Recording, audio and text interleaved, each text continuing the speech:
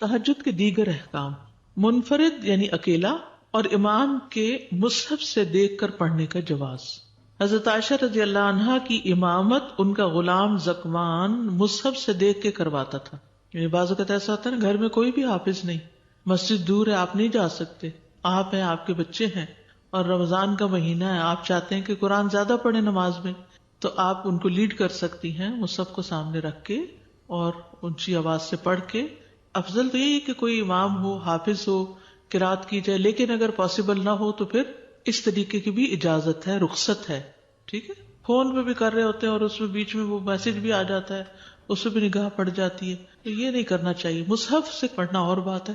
نماز تہجد باجماعت ادا کرنے کا جواز، یعنی اگر آپ چاہتے ہیں کہ مل کے گھر والے پڑھ لیں تو بھی کر سکتے ہیں، صرف رمضان میں نہیں، رمضان کے علاوہ بھی۔ اور اس میں ابن عباس کی وہ حدیث ہے نا جس میں آپ صلی اللہ علیہ وسلم پڑھ رہے تھے تو وہ ساتھ آ کے کھڑے ہو گئے، تو پھر آپ نے ان کو اپنے دائیں طرف کیا، برابر کیا۔ بیوی کا شوہر کے پیچھے نماز پڑھنا، انس رضی اللہ عنہ سے روایت ہے کہ رسول اللہ صلی اللہ علیہ وسلم نے رات کو قیام کیا تو آپ کی ایک بیوی بھی آپ کی نماز کے ساتھ نماز پڑھنے لگی۔ جب آپ کو محسوس ہوا تو آپ اس کی طرف متوجہ ہوئے اور اس سے فرمایا اگر تم چاہتی ہو تو لیٹ جاؤ۔ انہوں نے کہا میں ابھی حشاش بشاش ہوں۔ آپ نے فرمایا تم میری مثل تو نہیں ہو، میری تو آنکھوں کی ٹھنڈک نماز میں ہے۔ بیٹھ کر قیام کرنے کا جواز، ام المومنین عائشہ رضی اللہ عنہا کہتی ہیں کہ انہوں نے رسول اللہ صلی اللہ علیہ وسلم کو رات کی نماز کبھی بیٹھ کر پڑھتے نہیں دیکھا، لیکن جب عمر رسیدہ ہو گئے تو آپ بیٹھ کر قرات کرتے، پھر جب رکوع کرنا چاہتے تو کھڑے ہو کر تقریباً 30 یا 40 آیات پڑھ کر رکوع فرماتے، یعنی اللہ اکبر کہہ کے تھوڑا سا پڑھ لیتے ہوں گے اور پھر بیٹھ جاتے، اور پھر جب رکوع کرنے کا ارادہ کرتے پھر کھڑے ہو جاتے، پھر کھڑے ہو کر کچھ پڑھتے اور پھر رکوع کرتے۔ تو اس سے یہ پتہ چلتا ہے کہ قیام کا کچھ حصہ کھڑے ہو کر اور کچھ بیٹھ کر یا بیٹھنے کے بعد پھر کھڑے ہو کر بھی کیا جا سکتا ہے۔ عبداللہ بن شقیق اخیلی سے روایت ہے، انہوں نے کہا میں نے عائشہ رضی اللہ عنہا سے رسول اللہ صلی اللہ علیہ وسلم کی رات کی نماز کے بارے میں سوال کیا تو انہوں نے کہا آپ رات کو لمبا وقت کھڑا ہو کر نماز پڑھتے اور رات کو لمبا وقت بیٹھ کر نماز پڑھتے، اور جب آپ کھڑے ہو کر قرات کرتے تو کھڑے کھڑے رکوع کرتے، اور جب بیٹھ کر قرات کرتے تو بیٹھ بیٹھے رکوع کر لیتے۔ یعنی اس طرح بھی ہے، یعنی ضروری نہیں کہ کھڑے ہو کر پھر کرے، بیٹھ کر اگر پڑھ رہے ہیں تو بیٹھ کے پھر رکوع کیا جا سکتا ہے۔ نیند کے غلبے میں نماز نہ پڑھنا، ابو ہریرہ رضی اللہ عنہ سے مروی کہتے ہیں کہ رسول اللہ صلی اللہ علیہ وسلم نے فرمایا جب تم میں سے کوئی رات کو قیام کرے پھر قرآن کو اپنی زبان پر بھاری محسوس کرنے لگی، اسے یہ معلوم نہ ہو کیا کہہ رہا ہے، چاہیے کہ سو جائے۔ کبھی ایسا ہوتا ہے نا، وہ آپ کو اتنی نیند آ جاتی ہے کہ آپ پڑھتے ہوئے آیت کے بیچ میں پھر سو جاتے، پھر شروع کرتے ہیں، تو بہتر ایسے اپنے آپ سے لڑنے کی بجائے سو جائیں۔ چستی ہو تو نماز پڑھنا چاہیے۔ انس رضی اللہ عنہ سے مروی انہوں نے کہا کہ رسول اللہ صلی اللہ علیہ وسلم مسجد میں داخل ہوئے اور 2 ستونوں کے درمیان ایک رسی لٹکی ہوئی تھی۔ آپ نے پوچھا یہ رسی کیسی ہے؟ کہا گیا اللہ کے رسول یہ حمنہ بنت جہش کی ہے، وہ نماز پڑھتی ہے، جب تھک جاتی ہے تو اس کے ساتھ لٹک جاتی ہے۔ تو رسول اللہ صلی اللہ علیہ وسلم نے فرمایا جب تک طاقت ہو نماز پڑھے، جب تھک جائے تو بیٹھ جائے۔ زیاد نے روایت کی آپ نے پوچھا یہ کیا ہے؟ تو صحابہ کہنے لگے یہ زینب کی ہے، وہ نماز پڑھتی رہتی ہے، جب سست ہوتی تھک جاتی تو اسے تھام لیتی ہے۔ آپ نے فرمایا اسے کھول دو۔ پھر فرمایا تمہیں چاہیے کہ جب تک چستی سے نماز پڑھی جائے پڑھو، جب سستی محسوس کرو یا تھک جاؤ تو بیٹھ جاؤ، تو کھڑے نہ ہو، کیونکہ پھر انسان کی توجہ نہیں رہتی نماز کی طرف جب جسم پین میں ہوتا ہے۔ تو قیام میں اعتدال، عبداللہ بن عمر کہتے ہیں کہ رسول اللہ صلی اللہ علیہ وسلم میرے پاس تشریف لائے اور فرمایا کیا میں درست خبر دیا گیا ہوں کہ تم رات بھر قیام کرتے رہتے ہو اور دن میں روزے رکھتے ہو؟ میں نے کہا جی ہاں۔ آپ نے فرمایا ایسا نہ کرو، قیام بھی کرو اور سو بھی، روزے بھی رکھو اور بلا روزے سے بھی رہو، کیونکہ تمہارے جسم کو بھی تم پر حق ہے۔ یعنی ساری رات قیام نہیں کرنا چاہیے، کچھ حصہ ضرور سو جانا چاہیے۔ نبی صلی اللہ علیہ وسلم نے سلمان اور ابو درداء رضی اللہ عنہ میں بھائی چارہ کرایا، مواخات جو تھی۔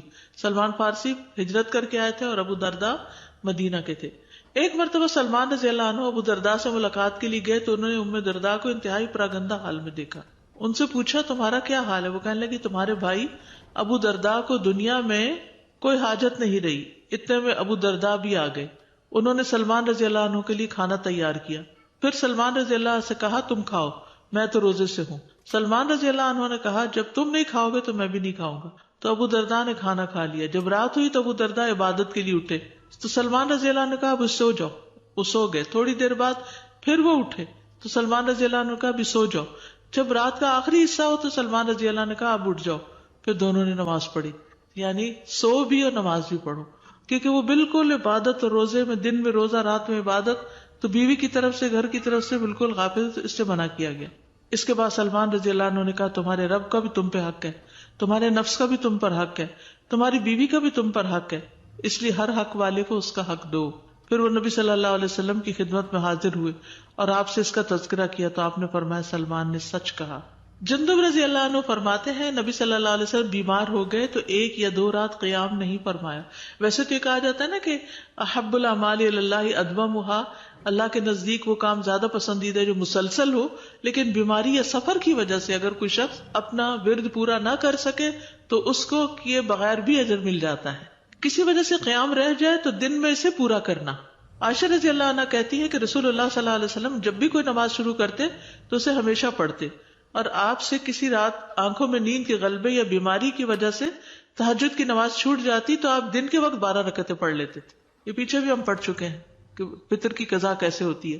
اور رسول اللہ صلی اللہ علیہ وسلم ساری رات صبح تک قیام نہیں فرماتے تھے، ایک رات میں سارا قرآن نہیں پڑھتے تھے، اور رمضان کے علاوہ کسی مہینے کے مکمل روزے نہیں رکھتے تھے حتیٰ کہ آپ وفات پا گئے. تو یہی ہمارے لیے بھی اچھا نمونہ ہے کہ عبادت میں ایک اعتدال ہونا چاہیے. یہ نہیں کہ انسان ایک کام کو لگا تو بس وہی کرتا چلا جائے.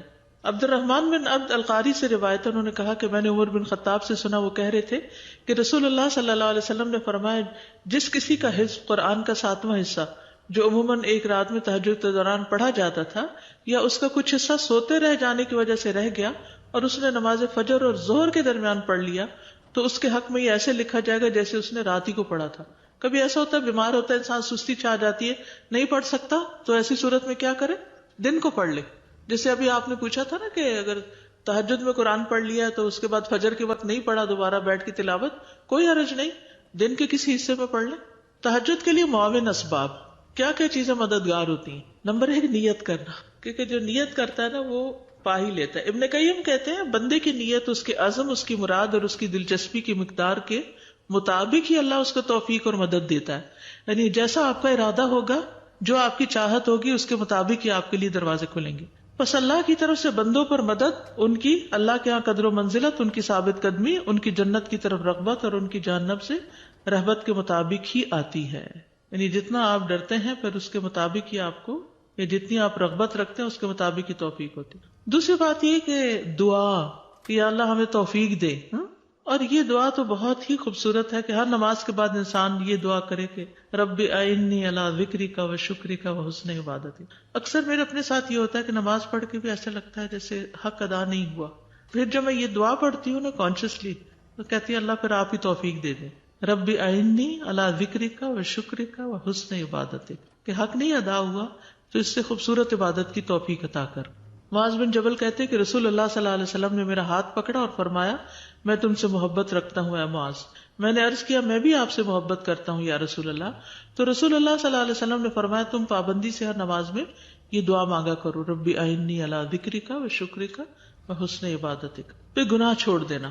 ایک آدمی نے حسن بصری سے کہا ابو سعید میں رات صحت اور تندرستی کی حالت میں گزارتا ہوں اور میں وضو کرنا بھی پسند کرتا ہوں، تو کیا وجہ ہے میں تہجد کے لیے اٹھ نہیں پاتا؟ یعنی میرا دل بھی چاہتا ہے لیکن اس کے باوجود میں نہیں کر رہا. تو حسن بصری نے کہا تمہارے گناہوں نے تمہیں جکڑ دیا. یہ سارے وسائل ہوتے ہوئے بھی اگر انسان کسی نیکی سے محروم ہے تو پھر کوئی رکاوٹ ہے. فضیل بن ایاس کہتے ہیں جب تم قیام اللیل اور دن کے روزے پہ قادر نہ ہو تو جان لو کہ تم محروم کر دیے گئے، جکڑ دیے گئے، اور تمہارے گناہوں نے تمہیں جکڑ دیا. دن میں قیلولہ نہ کرنا. حسن بصری دن کے وسط میں بازار میں کچھ لوگوں کے پاس سے گزرے تو ان کا شور شرابہ اور چیخیں سنی. کہا کیا یہ لوگ قیلولہ نہیں کرتے؟ ان سے کہا گیا نہیں. تو انہوں نے کہا میں دیکھ رہا ہوں ان کی رات بری گزرتی. یعنی جو دن کو قیلولہ نہیں کرتا پھر رات کی عبادت اس کے لیے مشکل ہوتی ہے. اسحاق ابن عبداللہ کہتے ہیں کہ قیلولہ کرنا نیک لوگوں کے عمل سے ہے، یہ دل کو مضبوط کرنے والا ہے اور رات کے قیام پر قوت دینے والا ہے. اور واقعی دن کی تھکاوٹ انسان کی دور ہو جاتی ہے اگر چند منٹ بھی آنکھیں بند کر کے خاموشی اختیار کر لے. جاب پر ہی اب تو آپ دیکھیں کہ لوگ پاور نیپ لے لیتے ہیں، جہاں بیٹھے ہوتے ہیں وہیں پر ہی ٹک جاتے ہیں 10 منٹ کے لیے. بالکل چاہے سیٹ پہ پیچھے ریلیکس کر لیں، چاہے افضل تو یہ ہے کہ جیسے ظہر کی نماز انسان پڑھتا ہے نا تو اس کے بعد جو اذکار کرنے ہوتے ہیں اگر وہیں پر مصلی پر ہی لیٹ جائے اور آہستہ آہستہ اذکار کر لے اور تھوڑی دیر اور خاموشی اختیار کر لے تو قیلولہ ہو جاتا ہے. کم کھانا. سفیان ثوری کہتے ہیں کم کھانے کو لازم کر لو تم رات کے قیام کے مالک بن جاؤ گے۔ عشاء کے بعد گفتگو نہ کرنا۔ رسول اللہ صلی اللہ علیہ وسلم نے فرمایا رات کا اندھیرا پھیل جانے کے بعد لایانی گفتگو نہ کیا کرو۔ اب یہاں تو رات بہت جلدی ہو جاتی ہے، لیکن اس میں یہ ہے کہ لایانی منع کی گئی ہے۔ کام کی بات ہے اگر یا ضرورت کی کوئی چیز ہے تو اس سے منع نہیں کیا گیا۔ جب نبی صلی اللہ علیہ وسلم عشاء کی نماز تاخیر سے پڑھتے تو ظاہر ہے اس سے پہلے سونے سے بھی منع کیا گیا ہے، تو پھر ضروری کام جو ہے وہ انسان کر سکتا ہے، اس میں کوئی ہارڈ اینڈ فاسٹ رول نہیں ہے۔ عبداللہ رضی اللہ عنہ سے مرفوعاً مروی ہے کہ صرف نمازی اور مسافر لوگ رات کو گفتگو کر سکتے ہیں، یعنی جنہوں نے دیر سے نماز پڑھنی ہو۔ اسی طرح اگر کوئی تعلیم کا کام ہے یا کوئی اصلاح کا کام ہے یا اپنا سیلف اسٹڈی ہے، ورنہ پسندیدہ کیا ہے عشاء کی نماز پڑھ کر جلدی سونا۔ ابن رافع کہتے ہیں کہ عمر بن خطاب عشاء کی نماز کے بعد لوگوں کو اپنے درے کے ساتھ اکساتے تھے اور کہتے تھے کہ اٹھ جاؤ، شاید اللہ تمہیں رات کی نماز کی توفیق دے دے۔ زیادہ آرام دہ بستر نہ استعمال کرنا۔ حضرت عائشہ فرماتی ہے کہ رسول اللہ صلی اللہ علیہ وسلم کا بستر چمڑے کا تھا اور اس میں کھجور کی چھال بھری ہوئی تھی۔ طہارت کی حالت میں رات کو سونا۔ نبی صلی اللہ علیہ وسلم نے فرمایا جب تم رات کو اپنے بستر پر آؤ تو نماز کے وضو کی طرح وضو کرو۔ یہ فرض نہیں ہے لیکن پسندیدہ ہے، کیونکہ فرشتہ اس کے ساتھ رات گزارتا ہے اور جب وہ کروٹ بدلتا ہے فرشتہ کہتا ہے اللہ اپنے بندے کو بخش دے کیونکہ یہ طہارت پر سویا ہے، اس کی فضیلت ہے۔ اسی طرح دائیں کروٹ پہ سونا۔ رسول اللہ صلی اللہ علیہ وسلم فرمایا جب تم میں سے کوئی اپنے بستر پر آئے تو اپنے ازار کے اندرونی کونے سے اپنے بستر کو جھاڑے، کیونکہ اسے نہیں معلوم کہ اس کی جگہ اس کی عدم موجودگی میں کون آ بسا ہے۔ پھر اپنے دائیں پہلو پر لیٹے اور پھر کہے بسمک ربی وضعت جنبی وبک ارفعہ ان امسکت نفسی فرحمها وان ارسلتها فاحفظها بما تحفظ به عبادک الصالحین۔ امام ابن القیم کہتے ہیں کہ آپ صلی اللہ علیہ وسلم کا دائیں کروٹ پر لیٹنے میں ایک راز پوشیدہ ہے، وہ یہ کہ دل بائیں پہلو میں موجود ہے۔ جب انسان بائیں پہلو پہ لیٹے گا تو اس کو بوجھل نیند آئے گی، کیونکہ وہ آرام پرستی اور راحت میں چلا جائے گا، اس کے لیے نیند بوجھل ہو جائے گی۔ آپ نے کبھی تجربہ کیا ہوگا کہ اگر رات کو نیند نہ آئے اور آپ لیفٹ سائڈ پہ سوئیں تو نسبتاً جلدی نیند آتی، اس کا میں نے خود ایکسپیرینس کیا۔ اور جب وہ دائیں پہلو پر لیٹے گا تو بے چینی رہے گا، جی بھر کے نہیں سو سکے گا، کیونکہ دل بے قرار ہوگا اور اپنی جگہ کو طلب کرے گا اور اس کی طرف مائل ہوگا۔ اسی وجہ سے طبیب کہتے ہیں کہ بائیں طرف سویا جائے، یعنی ڈاکٹرز وغیرہ کہتے ہیں، کیونکہ اس سے مکمل آرام حاصل ہوتا ہے اور نیند خوشگوار آتی۔ لیکن شارع دائیں پہلو پہ سونا پسند کرتے ہیں تاکہ انسان کی نیند بھاری نہ اور قیام اللیل میں سویا نہ رہ جائے۔ ویسے تو انسان کروٹیں بھی بدلتا رہتا ہے، تو دائیں پہلے پہ اگر سوئے گا تو پھر بائیں پر کچھ دیر ہوا تو پھر رائٹ پر ہو تو آخری حصہ جو ہے اگر رات کا جس وقت اٹھنا ہو اگر اس میں دائیں پہلو پہ سویا ہوا ہو تو اٹھنے میں آسانی ہو جائے گی۔ اس کو نفس سے مجاہدہ کرنا، یعنی اپنے ساتھ لڑائی کرنی پڑتی ہے، تب انسان رات کو اٹھنے کے قابل ہوتا ہے۔ والذین جاہدوا فینا لنہدینہم سبلنا، جو لوگ ہماری راہ میں جدوجہد کرتے ہیں ہم ان کو یقیناً اپنی راہیں دکھا دیتے ہیں۔ جی اب تو الارم وغیرہ ہیں اٹھا دیتے ہیں، لیکن اگر ایک روٹین بن جائے تو آپ خود بھی اٹھ جاتے ہیں پھر، چونکہ نیند پوری ہو چکی ہوتی۔ تہجد پڑھنے کے کچھ تقاضے بھی ہیں۔ سب سے پہلی بات ہے کہ ریاکاری اور دکھاوے سے بچنا چاہیے، اس کو مینشن نہیں کرنا چاہیے، لوگوں کے سامنے اپنی مجلسوں میں بیٹھ کر ذکر نہیں کرنا چاہیے، لوگوں پہ ظاہر نہیں کرنا چاہیے، کیونکہ دکھاوا جو ہے وہ انسان کے لیے مہلک ہے۔ مخفی کیسے رکھتے ہیں؟ ایک آدمی نے تمیم بن اوس داری سے پوچھا اور ان سے کہا آپ کی رات کی نماز کیسی ہوتی ہے؟ تو بہت زیادہ ناراض ہوئے۔ پھر کہا اللہ کی قسم ایک رکعت جو میں رات کی تنہائی میں ادا کرتا ہوں یہ مجھے ساری رات ایسی نماز ادا کرنے سے بہتر ہے جو میں لوگوں کے سامنے بیان کروں، یعنی لوگوں کو دکھا کر میں بہت بڑا بھی بتاؤں تو وہ ضائع ہے میرا، اس کی نسبت تھوڑی پڑھ لینا اور کسی سے ذکر نہ کرنا مجھے زیادہ پسندیدہ ہے۔ ایوب سختیانی پوری رات قیام کرتے، جب فجر قریب ہوتی تو واپس لوٹ جاتے اور اپنے بستر پہ لیٹ جاتے، جب صبح طلوع ہوتی تو اپنی آواز بلند کرتے گویا کہ اسی وقت اٹھے، یعنی گھر والوں کو بھی نہیں بتانا چاہتے تھے۔ قیام کی عادت اپنانے کے بعد اسے چھوڑنا نہیں چاہیے۔ عبداللہ ابن عمرو ابن العاص کہتے ہیں کہ رسول اللہ صلی اللہ علیہ وسلم نے مجھ سے فرمایا اے عبداللہ فلاں کی طرح نہ ہو جانا کہ وہ رات کو قیام کرتا تھا پھر اس نے چھوڑ دیا۔ نبی صلی اللہ علیہ وسلم چھوڑتے نہیں تھے، بیمار ہوتے یا کسل مندی ہوتی تو بیٹھ کے پڑھ لیتے تھے نماز۔ پھر اسی طرح زبان سے کسی کو تکلیف نہ دینا۔ صحابہ نے کہا اللہ کے رسول فلاں عورت دن میں نفلی روزہ رکھتی ہے، رات کو قیام کرتی ہے اور اپنے پڑوسیوں کو تکلیف دیتی ہے، آپ نے فرمایا وہ جہنم میں ہوگی۔ انہوں نے کہا اللہ کے رسول فلاں عورت فرض نمازیں ادا کرتی ہے اور پنیر کے بنے ہوئے ٹکڑوں سے صدقہ کرتی ہے، یعنی تھوڑا بہت صدقہ کرتی ہے اور اپنے پڑوسیوں کو تکلیف نہیں دیتی، فرمایا وہ جنت میں ہوگی۔ یعنی تہجد پڑھ کے بعض اوقات ہم یہ سمجھتے ہیں چونکہ ہم بہت نیک ہیں اس لیے ہمیں حق حاصل ہو گیا کہ اب ہم جیسے چاہیں عمل کریں، یعنی بعض اوقات اپنے ایک عمل کو اچھا کرنے کی وجہ سے دوسرے اعمال کے بارے میں کیئرلیس ہو جاتے ہیں، اور زبان کے گناہ تو ویسے ہی مہلک ہیں، تو اس سے بچنے کے لیے۔ پھر اسی طرح تنہائی میں حرام کاموں سے بچنا یہ بھی بڑا ضروری ہے. نہیں تہجد کی حفاظت بڑی ضروری ہے. نبی صلی اللہ علیہ وسلم نے فرمایا میں اپنی امت کے ان لوگوں کو جانتا ہوں جو روز قیامت تہامہ پہاڑوں کی مثل ڈھیروں نیکیاں لے کر آئیں گے، لیکن اللہ ان کی نیکیوں کو فضا میں پھیلے ہوئے غبار کے باریک ذروں کی طرح بے اہمیت کر دے گا. بے شک وہ تمہارے ہی بھائی ہوں گے، تمہاری نسل سے ہوں گے، رات کو تمہاری طرح قیام کریں گے، لیکن تنہائیوں میں اللہ کے حرام کردہ امور کا ارتکاب کریں گے، یعنی اکیلے چھپ کے غلط کام کریں گے لوگوں کی نگاہوں سے. ان لوگوں کے سامنے بڑے نیک پارسا اور ویسے بڑے عبادت گزار تہجد گزار، لیکن تنہائی میں حرام کام کرنے والے. اب یہ ہے کہ کچھ لوگ کوشش کے باوجود اگر تہجد پڑھ نہیں پا رہے تو کیا کریں. جیسے آپ نے سوال کیا تھا نا سب کے دن بھر کام کرتے ہیں، جاب پر جاتے ہیں، تھکے ہوئے آتے ہیں، رات کی نیند پوری نہ ہو تو صبح اٹھ کے پھر کام پہ جانا مشکل ہے، اور ہفتے کے 5 یا 6 دن مسلسل یہی روٹین ہوتی ہے. تو ایسے میں پھر انسان اور کیا کر سکتا ہے؟ ظہر سے قبل 4 سنتیں پڑھنا. ابو صالح مرفوعاً اور مرسلاً دونوں طرف بیان کرتے ہیں کہ رسول اللہ صلی اللہ علیہ وسلم فرمایا نماز ظہر سے قبل 4 سنتیں سحری کے وقت کی نماز کے برابر ہو جاتی ہیں. یعنی ایسے لوگ قیام اللیل کو کچھ نہ کچھ اجر پا لیتے ہیں. رات کے وقت 100 آیات کی تلاوت کرنا. رسول اللہ صلی اللہ علیہ وسلم نے فرمایا جس نے رات کو 100 آیات پڑھی اس کے لیے ساری رات کے قیام کا ثواب لکھا جاتا ہے. تو یہ کب پڑھی؟ عشاء کی نماز میں پڑھ لیں، عشاء کے بعد کے جو نوافل ہیں اس میں پڑھ لیں. فجر اور عشاء جماعت سے ادا کرنے پر پوری رات کے قیام کا اجر. یعنی اگر تہجد نہیں بھی پڑھ پا رہے تو مردوں کے لیے ہے یہ، فجر اور عشاء جماعت سے پڑھ لیں. امام کے ساتھ تراویح پڑھنا.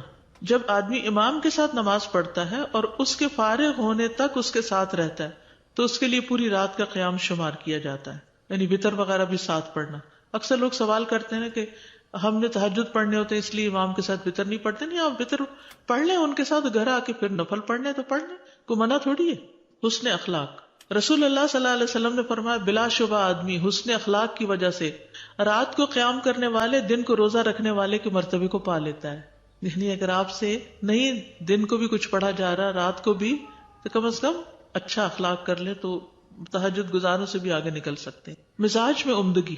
عبداللہ ابن عمر کہتے ہیں میں نے رسول اللہ صلی اللہ علیہ وسلم کو یہ فرماتے ہوئے سنا سیدھے راستے پر گامزن مسلمان اپنے عمدہ مزاج اور اپنے حسن اخلاق کی وجہ سے بہت زیادہ روزہ رکھنے والے اور اللہ عز و جل کی آیات کے ساتھ لمبا قیام کرنے والے کے مرتبے کو پا لیتا ہے. عمدہ مزاج، نرم کلام، دوسروں کو کھانا کھلانا، بیوہ اور مسکین کے لیے دوڑ دھوپ کرنا.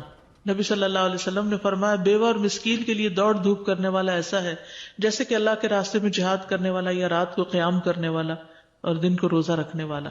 یعنی اگر آپ قیام پر قادر نہیں تو دیگر اچھے کاموں کی پابندی شروع کر دیں تو انشاءاللہ اس پر بھی اجر ملے گا. ایک وتر پڑھ کے سلام جی ایک بھی پڑھ کے سلام پھیر دیں، ایک رکعت پڑھ کے سلام پھیر دیں، وتر ہو جائے گا. وتر کہتے ہیں آڈ نمبر کو ہے نا، تو آپ چاہے ملا کے پڑھیں نفل کے ساتھ، چاہے آپ الگ پڑھ لیں، دونوں طرح ٹھیک ہے. دوڑ دھوپ کیسے کر سکتے ہیں؟ جی بیوہ اور مسکین کے لیے دوڑ دھوپ ایسے ہے کہ مثلاً ایک عورت بیوہ ہو گئی، خصوصاً اس ملک میں آپ دیکھیں اب اس نے بچوں کو اسکول چھوڑنا ہوتا ہے. اب آپ کہتے نہیں آپ عدت میں ہیں، ہم آپ کے بچوں کو جب تک آپ کی عدت ہے ہم چھوڑ دیتے ہیں. تو آپ کیا کر رہے ہیں؟ اپنے بچوں کے ساتھ اس کے بچوں کو بھی چھوڑنے جا رہے ہیں، لینے جا رہے تو دوڑ دھوپ کر رہے ہیں.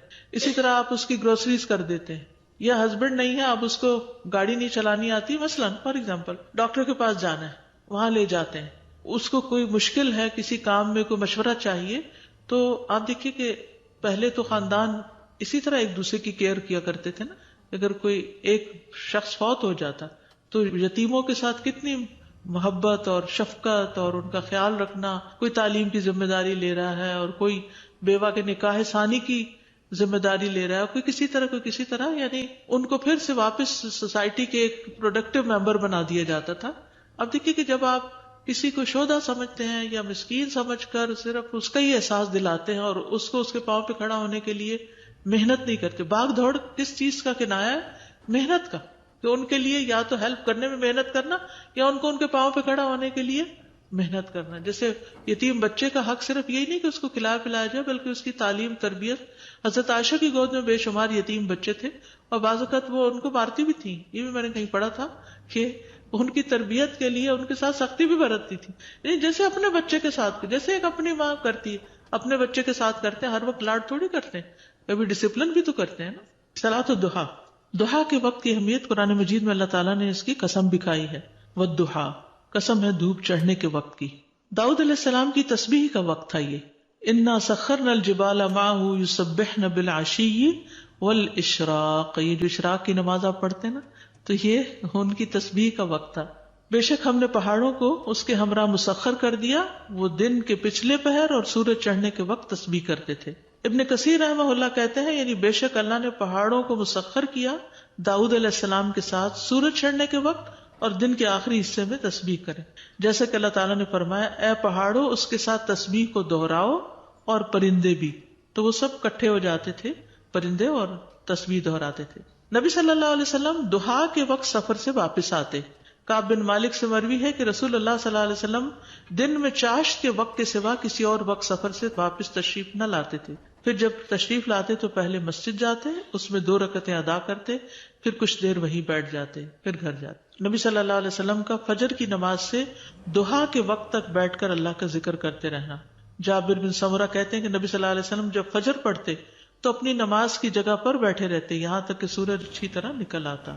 اس نماز کی بہت فضیلت ہے. رسول اللہ صلی اللہ علیہ وسلم یہ نماز ادا کیا کرتے تھے اور آپ کی وصیت تھی حضرت ابو ہریرہ کو کہ ضحیٰ کی نماز جو ہے نہیں چھوڑنا. اور اس نماز کو اوابین کی نماز بھی کہا جاتا ہے. نبی صلی اللہ علیہ وسلم نے فرمایا ضحیٰ کی نماز کی حفاظت وہی کرتا ہے جو اواب ہو، اور یہی اوابین کی نماز ہے. یہ ابن آدم کے جوڑوں کا صدقہ بھی ہے، یعنی ہر روز صبح ابن آدم کے ہر جوڑ پہ صدقہ لازم ہو چکا ہوتا ہے. اور وہ کیسے ادا ہوتا ہے کہ جس سے ملے اس کو سلام کہے، صدقہ نیکی کا حکم دینا صدقہ، برائی سے روکنا صدقہ، راستے سے تکلیف دہ چیز ہٹانا صدقہ، اپنی اہلیہ سے صحبت کرنا صدقہ. اور ان سب سے دہا کی 2 رکعتیں کفایت کرتی ہیں، یعنی 2 رکعت یہ نماز ادا کرتے تو گویا سارے جوڑوں کا صدقہ. اس کے پڑھنے سے سارے دن میں اللہ کی کفایت کا ملنا. حدیث قدسی میں آتا ہے اے ابن آدم کیا تم اس بات سے عاجز آ گئے ہو کہ تم دن کے ابتدائی حصے میں 4 رکعتیں پڑھو اور میں ان کے بدلے میں تمہیں دن کے آخر تک کفایت کروں، یعنی تمہارے کام آسان کر دوں. دہا کی 4 رکعت اور ظہر سے پہلے 4 رکعت پڑھنے کی فضیلت. آپ صلی اللہ علیہ وسلم نے فرمایا جس نے دہا کی 4 رکعت ظہر سے پہلے 4 رکعت یعنی موقدہ پڑھی اس کے لیے جنت میں گھر بنایا جائے گا. مسجد میں ہی پڑھنے کی فضیلت ہے ان کو، یعنی جیسے فجر کی نماز مسجد میں پڑھی تو بندہ وہیں بیٹھا رہے، ذکر اذکار کرے، تلاوت کرے اور پھر اس نماز کو پڑھے. اور جو اس تکلیف کو برداشت کرے اس کا اجر عمرہ کرنے والے کی طرح ہے. اب یہ جو لوگ کہتے ہیں دہا اشراق اوابین کا فرق کیا ہے، یہ سوال اکثر آتا ہے. اشراق اور دہا کی نماز کا فرق، اول وقت میں دہا کی نماز ادا کرنا ہی اشراق کی نماز ہے. یہ 2 مختلف نمازیں نہیں ہیں. اس کا نام اشراق اس لیے رکھا گیا کہ سورج نکلنے اور اس کے بلند ہونے کے بعد ادا کی جاتی ہے. اشراق یعنی سورج کے نکلنے کو شرق کہتے ہیں. حسد کے لیے نا شرقہ کا لفظ بھی استعمال ہوتا ہے، حسد کرنے والے کے لیے، کیونکہ وہ بھی اندر سے جل اٹھتا ہے. اول وقت میں دہا کی نماز ادا کرنا ہی اشراق ہے اور صلاۃ الدہا ہی اوابین ہے. ٹھیک ہے. صلاۃ الدہا کا وقت سورج طلوع ہونے سے لے کر ظہر کی نماز سے پہلے تک. ٹھیک ہے. جب سورج طلوع ہوتا ہے تو اس وقت کیا ہوتا ہے، یعنی یہ نہیں کہ نکلتے ہی، تقریباً 15 منٹ کا فرق جو ہے، اور اسی طرح سورج کے زوال سے 15 منٹ پہلے تک. اس کا افضل وقت تپش کی شدت کے بعد ہے، ذرا لیٹ پڑھنا زیادہ بہتر ہے. قاسم شیبانی سے مروی ہے کہ زید بن ارقم رضی اللہ عنہ نے کچھ لوگوں کو دہا کے وقت نماز پڑھتے دیکھا تو انہوں نے کہا یہ لوگ اچھی طرح جانتے ہیں کہ یہ نماز اس وقت کی بجائے ایک اور وقت میں پڑھنا افضل ہے، کیونکہ رسول اللہ صلی اللہ علیہ وسلم نے فرمایا اوابین اللہ کی طرف رجوع کرنے والوں کی نماز اس وقت ہوتی ہے جب اونٹ کے دودھ چھڑائے جانے والے بچوں کے پاؤں گرمی سے جلنے لگتے ہیں.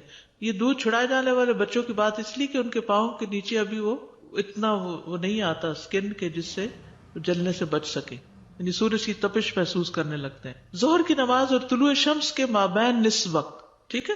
ظہر کی نماز اور سورج نکلنے کے بیچ کا درمیانہ وقت جو ہوتا ہے نا، 2 پڑھیں 4 پڑھیں 6 پڑھیں، یعنی آپ کے اپنے اوپر ہے. کم از کم 2 پڑھنا سارے جوڑوں کا صدقہ، 4 پڑھنا دن بھر کے کاموں کے لیے کفایت ہو جاتی ہے. اور نبی صلی اللہ علیہ وسلم سے 8 رکعتیں پڑھنے کا بھی ثبوت ملتا ہے.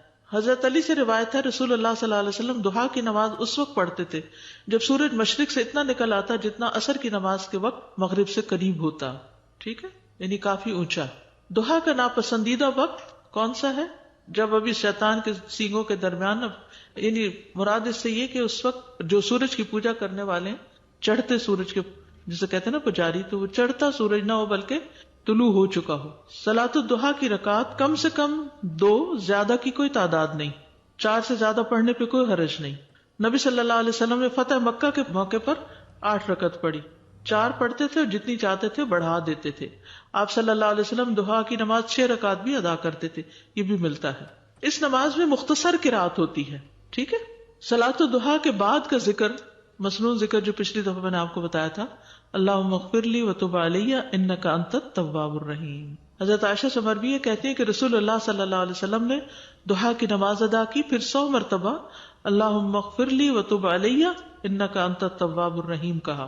اس نماز کا ایک خاص اجر بھی ہے، اور وہ کیا ہے؟ جو شخص صبح کی نماز جماعت کے ساتھ ادا کرے، پھر بیٹھا اللہ کا ذکر کرے یہاں تک کہ سورج نکل آئے، پھر 2 رکعتیں پڑھے، اس کے لیے حج اور عمرے کا ثواب ہے. انس فرماتے کہ پھر رسول اللہ صلی اللہ علیہ وسلم نے فرمایا مکمل مکمل مکمل، کیونکہ وہ وقت بڑے کام کا ہوتا ہے نا، اس وقت بیٹھنا واقعی مشکل ہوتا ہے.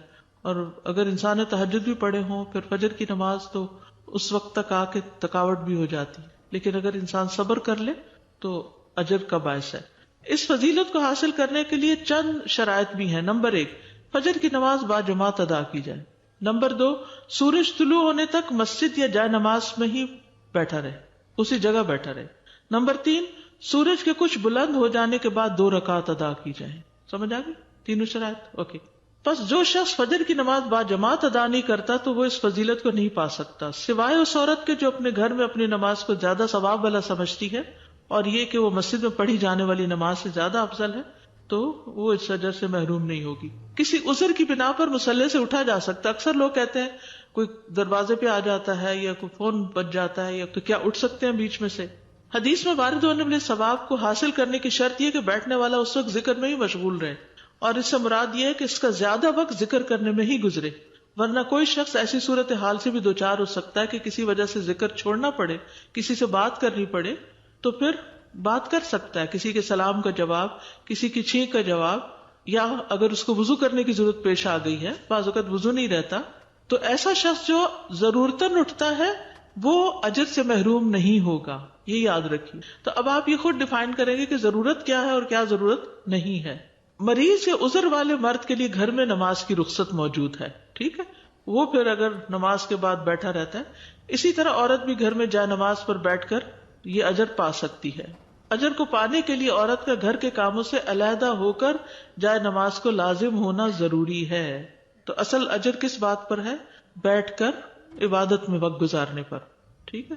اب یہ ہے کہ آپ سوچتے ہو کہ اب تہجد پڑھنا، پھر یہ پڑھنا، پھر وہ بیٹھے رہیں، تو پھر وہی سوال کہ باقی کام کس وقت. یاد رکھیے ہر چیز ہر ایک کے لیے پاسبل نہیں ہوتی. لوگ مختلف ہوتے ہیں، ان کے کام مختلف ہوتے ہیں، ان کی ضروریات مختلف ہوتی ہیں، ان کی صلاحیتیں ہمتیں مختلف ہوتی ہیں. تو ہر ایک کے لیے کچھ نہ کچھ ہے. کوئی ایک چیز کی پابندی کر سکتا ہے، کوئی دوسرے کی کر سکتا ہے، کوئی تہجد پڑھ سکتا ہے، کوئی جماعت کے ساتھ نماز مسجد میں جا کے پڑھتا ہے، کوئی جماعت کے بعد جلدی رزق کمانے کے لیے نکل جاتا ہے تو وہ رزق کے حلال کمانے کا اجر پاتا ہے، اور جس کا کام نہیں ہے وہ مصلی پر بیٹھ کر اجر کماتا ہے. کوئی بیوہ اور مسکین کے لیے بھاگ دوڑ کر کے اجر کماتا ہے. تو اس لیے پھر کیا کہنا چاہیے؟ دین میں وسعت ہے. ٹھیک ہے، وسعت ہے. یہ نہیں کہ ہر چیز ہر ایک کو کرنا لازم.